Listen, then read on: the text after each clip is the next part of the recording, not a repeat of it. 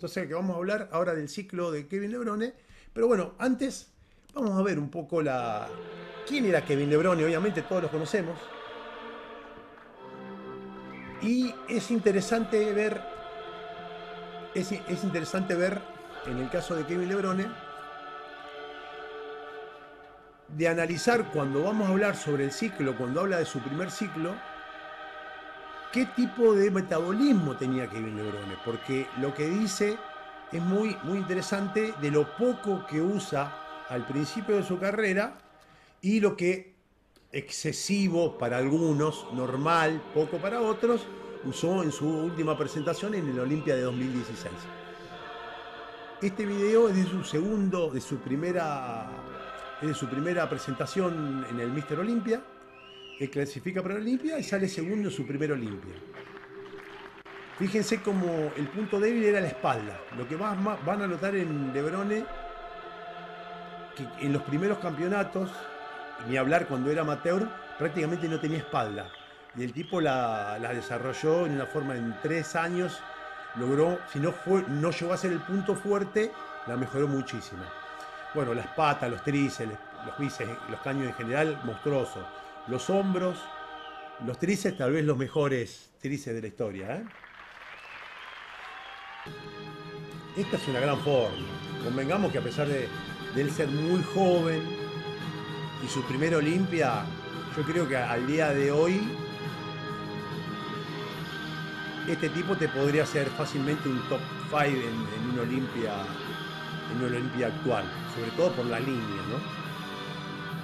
Tengan en cuenta que esto es del año 92, si no me equivoco.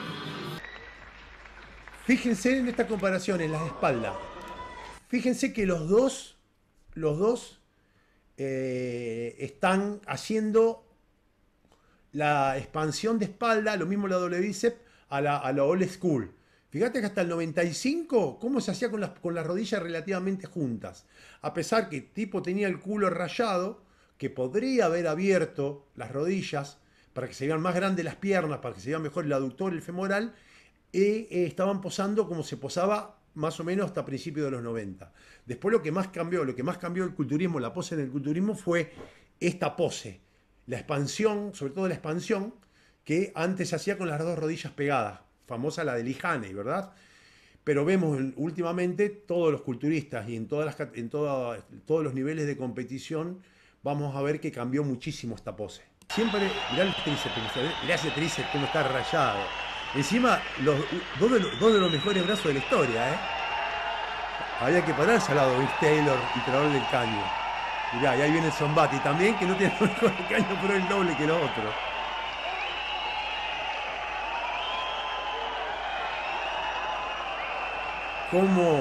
¿Cómo extrañamos, los que vivimos esta época, cómo extrañamos esta época del culturismo? ¿Cómo extrañamos, eh? Qué impresionante. Piensen que pasaron 20 años. 20 años y retrocedimos. En 20 años retrocedimos, lamentablemente. Vamos al video de Hugo Van Damme. Si sentís la pasión por los hierros, suscribiros al canal de Hugo Van Damme. ¿Se escucha ahí o no se escucha?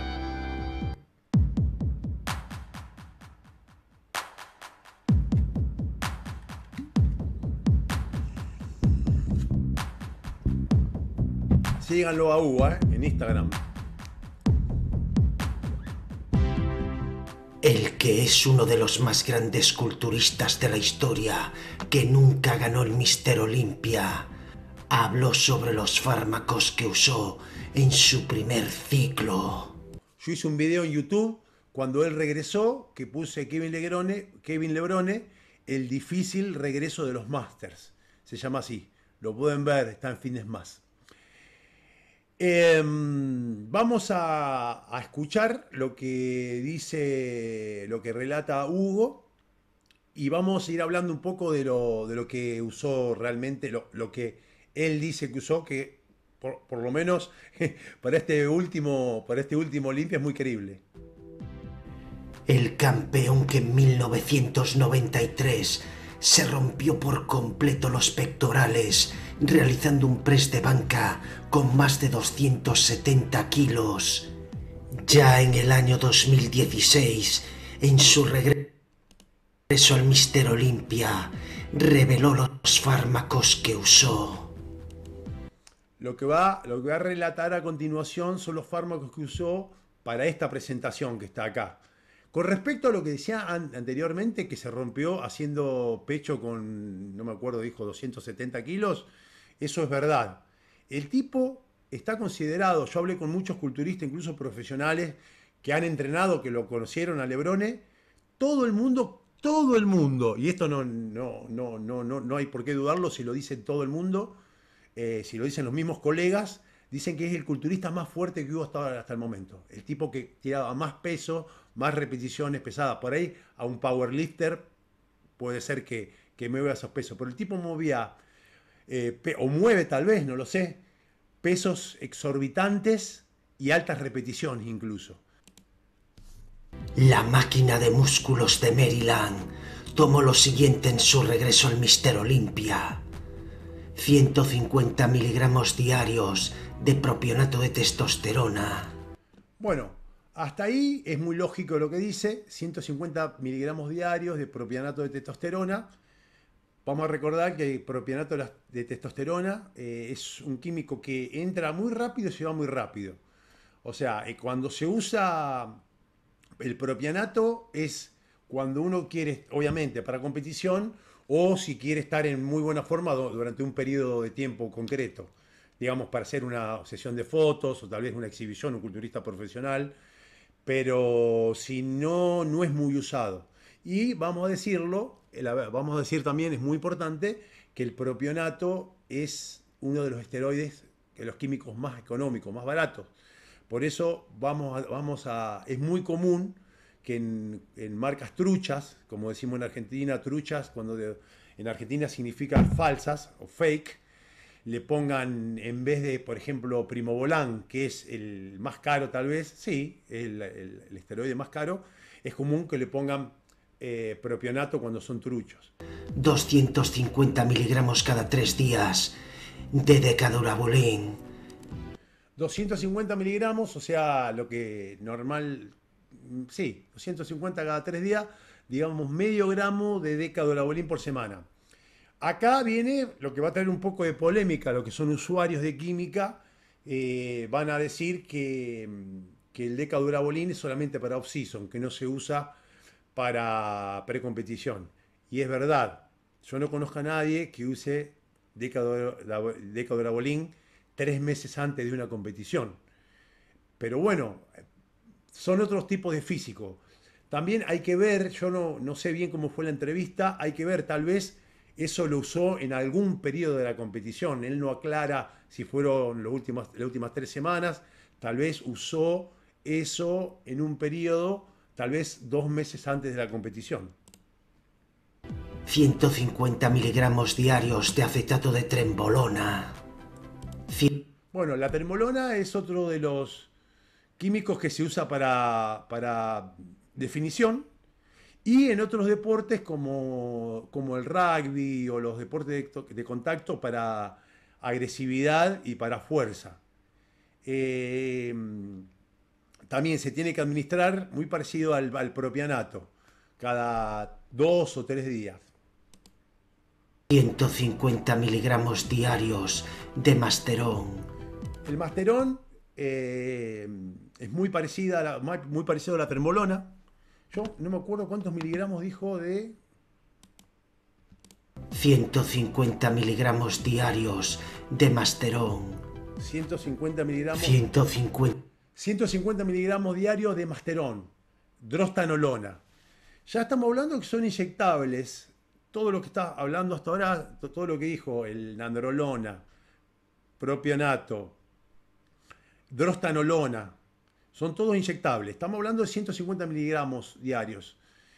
Eh, Excepto la nandrolona que puede venir de 200 miligramos, tanto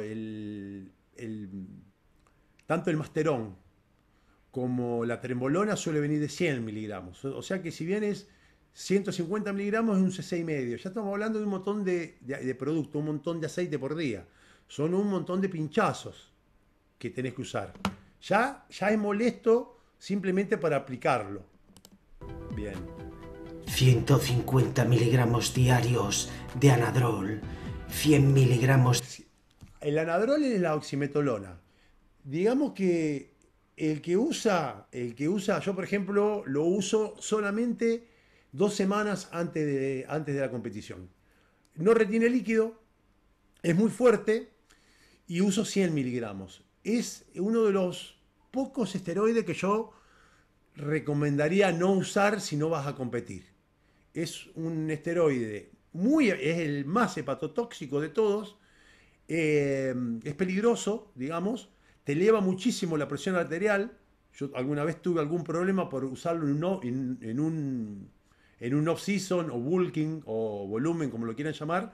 Tuve problema, se me fue la presión a las nubes, también que estaba comiendo mucho, estaba comiendo con sodio, mala mía, muy inconsciente. Vos cuando estás haciendo un off-season y estás usando químico y encima estás comiendo mucho, ya la comida tiene mucho sodio. Lo primero que tenés que hacer es cortar totalmente la sal, incluso si tenés una presión normal. Yo estaba comiendo mucho, estaba con 150 miligramos de oximetolona, que es demasiado, y estaba poniéndole sal normal a la comida.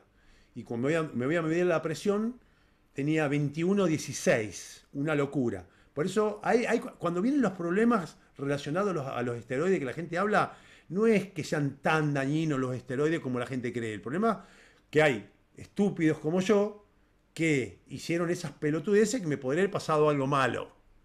Estamos hablando 21,16. Es una locura. Corté obviamente la oximetolona, corté el sodio, la fui acomodando. Pero es uno de los problemas que pueden traer los esteroides. Pero son los problemas que uno los trae, no es que los traen los esteroides.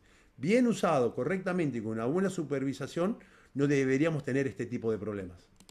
100 miligramos diarios de oxandrolona. Bien, 100 miligramos diarios de oxandrolona, eso está bien, es mucho, normalmente es mucho. Generalmente se usan 40, 50 miligramos. Les voy a recordar, para aquellos que son usuarios de esteroides, que la oxandrolona es cara. La posta, ¿viste? La posta, la buena es cara. Ojo, vuelvo a lo mismo. Hay falsificaciones que le ponen metiltestosterona, que es lo más barato. Ahí ya tenemos nada más que de oximetolona. Tenemos 1 gramo de oximetolona y 700 miligramos de oxandrolona. O sea que tenemos solamente 1 gramo de orales. Y 12 unidades internacionales al día de hormona del crecimiento. Bueno, 12 unidades de hormona de crecimiento es una cantidad. La verdad que no sé hasta qué punto puede ser nocivo para la salud usar 12 unidades, de lo que sí estoy seguro que es una fortuna. Es una fortuna. Ya usar 4 unidades, que es lo recomendado, y ya podés tener un buen efecto. Recuerden que la hormona de crecimiento se usa a largo plazo, no son ciclos de 3, 4, 5 semanas, generalmente son 2 meses y medio o 3 meses al menos, para realmente sentir un efecto lipotrópico, que básicamente es lo que hace la hormona de crecimiento. Pero 12 unidades, y obviamente que este usa original.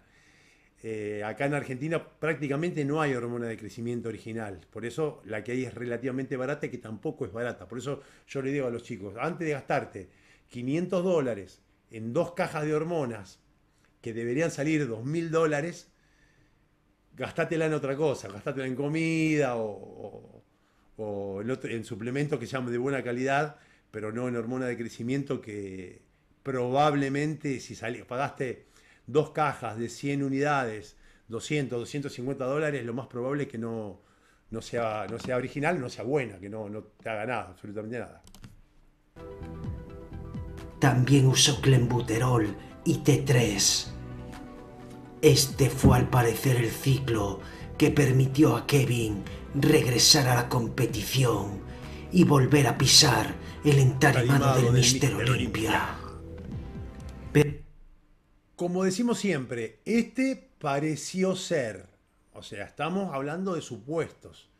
A mí, personalmente, me parece una cantidad bastante aproximada a lo que se usa a nivel profesional, pero, pero tal vez muy exagerada en algunos químicos, como por ejemplo todos los días 150 miligramos de propianato, puede ser 100 miligramos, puede ser, pero todos los días 150 de, ¿qué dijo? Masterón y Trenbolona, todos los días yo lo dudo que puedan ser. Puede ser tal vez las últimas 3, 4 semanas, pero supuestamente es una palabra que te permite hablar un poco más del tema, porque nadie confirma que fue así. Hice mi primer ciclo de esteroides cuando tenía 24 Presten años, atención casi acá. 25, a las 6 semanas antes de mi primer concurso. Para entonces ya era un hombre hecho, tomando todas las decisiones por mí mismo en todos los aspectos de la vida, ya que mis padres habían fallecido. Mi primo llegó a mi casa con una botella de ciopenato de testosterona y una jeringa y dijo: «Aquí tienes». Pero yo no tenía ni idea de cómo preparar la jeringa y hacer la inyección, así que le pedí que por favor lo hiciera por mí. Yo ni siquiera sé qué tanto me dio, pero me inyecté una vez por semana durante 6 semanas. Eso fue todo. La primera semana no pasó nada. Pasó otra semana, todavía nada. Estaba empezando a pensar que los esteroides no hacían nada, pero en la tercera semana empecé a sentirme más fuerte de repente y a verme más lleno. Estaba entrenando en un pequeño club de salud llamado National Fitness. Bueno, qué ironía, en un club de salud, para el que es antiesteroide, que esté entrenando en un club de salud. Bueno, es muy importante lo que dice acá, en esta parte. Puede ser que haya empezado a los 24 o los 25 años, y esto es algo común en todo. Yo empecé antes a usar esteroides y menos aún fueron 100 miligramos de Decodorabolín. En esa época vos lo comprabas en la farmacia sin ningún problema. Y la segunda aplicación, 50 miligramos. En esa época venía de 50 miligramos. Y venía de 200 miligramos también. Esto es normal, o era normal, en esa época. Vos cuando empezabas a hacer un ciclo, normalmente eran un ciclo de 6 a 8 semanas, eran o 20, 30 miligramos de estano, o tal vez muy común en esa época el Decodorabolín, un cc, digamos, 100 o 200 miligramos por semana. Y obviamente es muy probable que haya sido Decodorabolín, por lo que cuenta que al principio no le pegaba, que él hasta pensó que no servían los esteroides, y en la segunda, tercera semana realmente empezó a hacer efecto. Una conclusión que podemos sacar, si esto es verdad, es que tal vez, al haber empezado con el uso de esteroides a los 24 o 25 años, cuando normalmente se empieza a los 18, 19, 20 años y con cantidades mucho más grandes. Yo conozco chicos de 19, 20 años que usan 2 o 3 gramos por semana, y cuando terminan los planes usan 3 drogas, 3 post ciclo. Imagínense a los 20 años usar 2 gramos de esteroides. Cuando tenés 30 ya no sabés más que usar, no te pega absolutamente más nada. Y en el caso de Lebrone, como puede ser un poco de casualidad, puede ser la razón de la longevidad competitiva. Si bien él estuvo muchos años sin competir, él vuelve, y obviamente no era la condición a los 51 años, no podés volver en la misma condición que tenías cuando tenías 33 o 35 años. Pero tal vez esa base que él hizo durante tantos años de entrenamiento natural y luego empezar a usar bajas dosis sean la clave de la longevidad competitiva. Incluso habla de los descansos más adelante. Vamos a escucharlo. Pero en ese momento decidí inscribirme en el Powerhouse, cerca de mi casa, en Maryland, donde una gran cantidad de culturistas y levantadores de pesas serios iban. Había un montón de chicos usando esteroides allí, y unos cuantos tipos ahí vendían también. No sabía que tenía que hacer dieta para el concurso. Kevin también afirma que permanecía libre de drogas 6 meses al año. Más o menos. Bueno, acá este es un punto clave. Hoy, decir que permanecía libre de drogas 6 meses al año es impensado y sobre todo para un culturista profesional. Nadie está 6 meses. Pero en el caso de Kevin Lebrone, muchos de ustedes habrán visto que hay un montón de videos y fotos que el tipo estaba entre torneos, pero si competía con 107 kilos, por ahí quedaba con los 25 totalmente liso, parecía que ni entrenaba prácticamente. Entonces lo que dice acá es muy probable que sea verdad, porque de hecho se reflejaba en el físico. No es que el tipo vos lo veías todo el año explotado como cuando iba a competir. Incluso hay una anécdota, no es una anécdota, es una nota que leí que la hizo el director de la revista Muscle Mag, y lo fue a visitar a la oficina de la revista y estaba totalmente fuera de forma, pesando 95, 96 kilos, flaco, como diríamos, sin tono muscular, y faltaban, esto fue en junio creo que fue, y faltaban 4 meses, septiembre creo que era el Olimpia, faltaban 4 meses y le dijo, finalmente decidí competir en el Olimpia. Entonces este hombre lo miró y se quedó sorprendido. Dice, ¿cómo vas a competir si acá tenés por lo menos 1 año y medio, 2 años de preparación? Y dice que el tipo se empezó a preparar con ese peso 96, 96, 95, 96 kilos totalmente blando, y de repente a los 4 meses apareció con 107 kilos en el Olimpia y salió segundo, tercero, no me acuerdo. Por eso es muy creíble que descansaba, no sé si 6 meses. Por eso siempre digo que muchas veces los culturistas exageran muchas cosas. Pero en el caso de Kevin Lebrone, por lo menos 4 o 5 meses seguramente estuvo descansando. Menos a la mitad de mi carrera profesional me había hecho famoso por los largos periodos de tiempo en los que permanecía libre de drogas. Sería un total de 6 meses al año en los que yo no usaba nada. La gente pensaba que estaba loco o que era un flojo por hacerlo de esa manera y por no intentar estar enorme todo el año. Pero una vez que lo vi bien, Sí, sí, David o David, el peso de Bastet, pero Bastet mide 1,85 y Lebrone 1,75. Estamos hablando de 10 centímetros de diferencia. Trasladado, no se puede saber exactamente, hay que ver las proporciones, la estructura ósea y un montón de cosas. Pero si bien competía con el peso de Bastet, digamos que para tener la misma proporción muscular, Bastet tendría que, para mí, un cálculo rápido que te hago, con 20 kilos más. Tendría que estar compitiendo con 130 kilos para verse con las proporciones de Lebrone. Lo que sí tenemos es un correlato con la realidad de lo que era el tipo, a lo que voy. Lo que sí es probable que ha estado mucho tiempo sin descansar porque realmente se venía abajo y muy abajo. Bueno, vamos a prestar mucha atención de lo que dice en lo que dice a continuación. Un total de 6 meses al año en los que yo no usaba nada.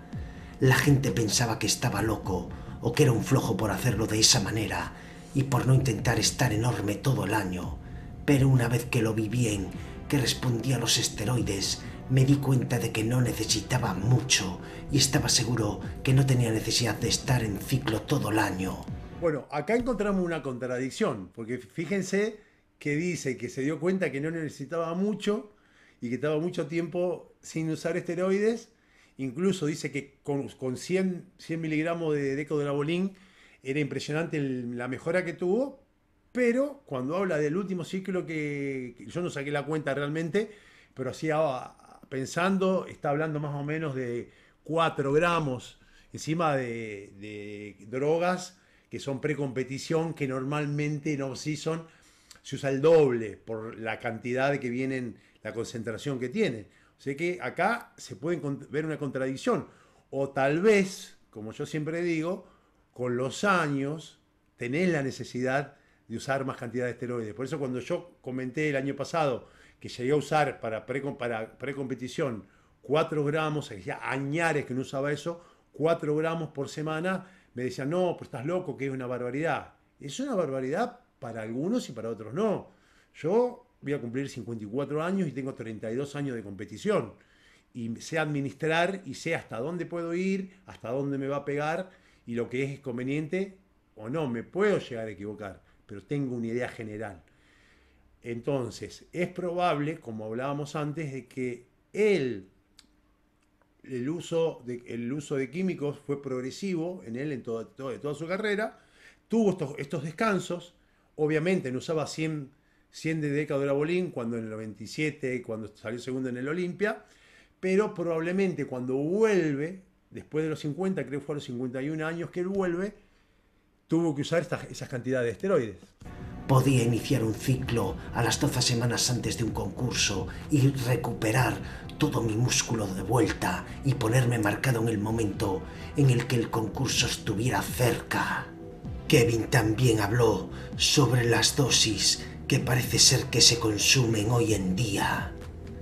Nunca supe lo que las personas usaban en esos días y no sé lo que usan ahora tampoco. Solo sé lo que yo hacía y lo que funcionó para mí. En algún momento los receptores se tienen que apagar. Tiene que haber un punto en el que solo una parte de lo que estás tomando en realidad haga efecto. Se habla de tipos supuestamente utilizando 10 gramos de drogas a la semana. Increíble. Está bien, acá dice algo muy, muy coherente, que en algún momento ya los receptores no responden. Ya olvidémonos de los problemas de salud, del hígado, del eje, de la presión arterial, olvidémonos de todo, olvidémonos de la salud. Enfoquémonos a un rendimiento deportivo, digamos, a lograr un objetivo. Si vos estás usando 3 gramos, 4 gramos, 5 gramos, estás usando 6, hasta 10 gramos, que está diciendo Hugo en la nota, en el video, 10 gramos, según Lebron, él dice que escuchó que hay culturistas que usan 10 gramos, que es muy probable que eso suceda. Si yo, que soy una paloma, he llegado a usar 4 gramos, es muy probable que haya algunos profesionales que usen 10 gramos. No significa que todos usen esa cantidad. Yo estoy seguro que hay culturistas profesionales de altísimo nivel que usan 3 gramos, 2, 3, a lo sumo 4 gramos, y son top 10 en un torneo profesional. Pero lo que dice es muy lógico. Va a llegar un punto que ya los receptores no te van a responder más. Entonces, más allá de la salud, tenemos que ser inteligentes de cómo manejar los ciclos con los descansos indicados y también ser consciente en qué momento de nuestra carrera lo estás usando y los descansos. A ver, no es lo mismo un caso de un chico que recién está empezando, de 22, 23, 24 años, que recién empieza a usar, digamos que usa 1 gramo por semana, y quiere hacer una carrera competitiva, tal vez hasta después de los 40 años, obviamente que va a tener que hacer grandes descansos sin absolutamente nada. Incluso yo les recomiendo que ni siquiera hagan un post-ciclo, porque el post-ciclo es la excusa para retomar el ciclo dentro de 3 semanas o dentro de 2 meses. Lo ideal sería que no uses absolutamente nada. Siempre lo digo, yo estuve más de 10 años descansando 5 meses, 5 meses al año. El argentino era la primera semana de diciembre, ya cortábamos en esa época, se cortaba 10 días antes porque se pensaba que te retenía líquido el esteroide. Entonces descansaba diciembre, enero, febrero, marzo, abril, y en mayo comenzaba el primer ciclo. Entonces, no es lo mismo ahora que después de los 50 años, cuando los niveles de testosterona son muchísimo más bajos, y lo que sí, si quiero seguir compitiendo, como lo voy a hacer tal vez en abril, en Uruguay, el 10 de abril en el NPC World, tenés que hacer al menos un TRT o un Blast and Cruise. Que, bueno, después vamos a hablar del tema del Blast and Cruise, que no hay una definición exacta de cantidades. TRT sí, sabemos que son más o menos 100 miligramos por semana, 100 miligramos cada 10 días. Pero un Blast and Cruise puede variar muchísimo, no está escrito eso. Oh, y si alguien realmente está utilizando dosis por ese estilo, o bien, o no son demasiado inteligentes, o no se preocupan por su salud, o quizás ambas cosas. O quizás ambas cosas. Muy bien el video, Diego. Bueno, chicos, muchas gracias. Gracias por seguirme. Y como siempre digo, gracias por ser musculoso.